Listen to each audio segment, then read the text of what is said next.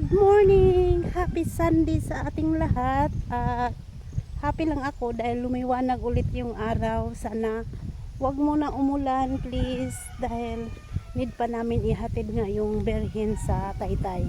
Papunta na pala ako ng chapel. Ang oras dito is 12:30 ng umaga. Ang lakas ng tubig oh.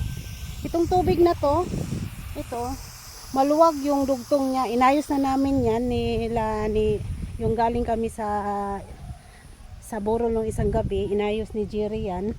Pero umagas ulit dahil maluwag na yung kanyang dugtong. Kaya need ng palitan. At ngayon, pupunta na tayo ng chapel dahil nga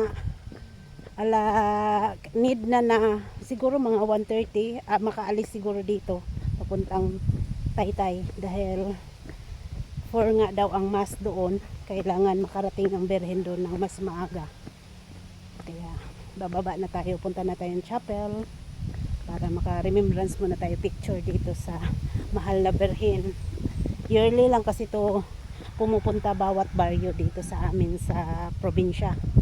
Bawat isang taon, isang bisis lang po yan pupunta sa lugar-lugar dito sa Valencia. Sa buong Valencia yan iniikot yung malaking berhin bawat baryo. Itutulog na isang gabi tapos kinabukasan ihatid sa ibang lugar.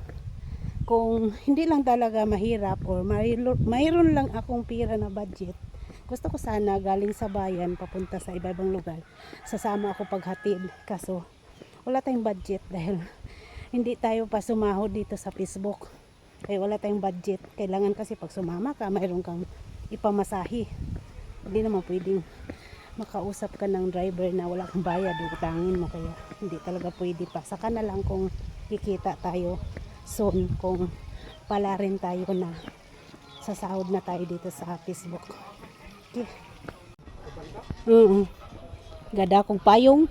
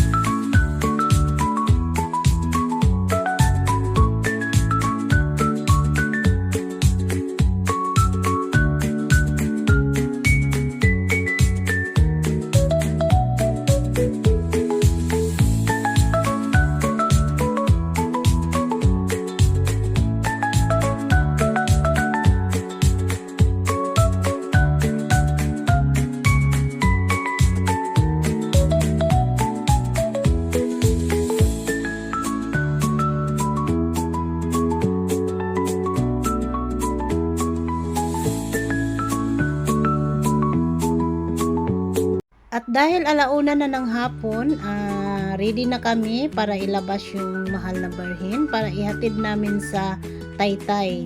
Daghang salamat mahal na birhen sa barangay sa pagbisita mo sa aming lugar. At ngayon ihatid ka na namin sa Taytay.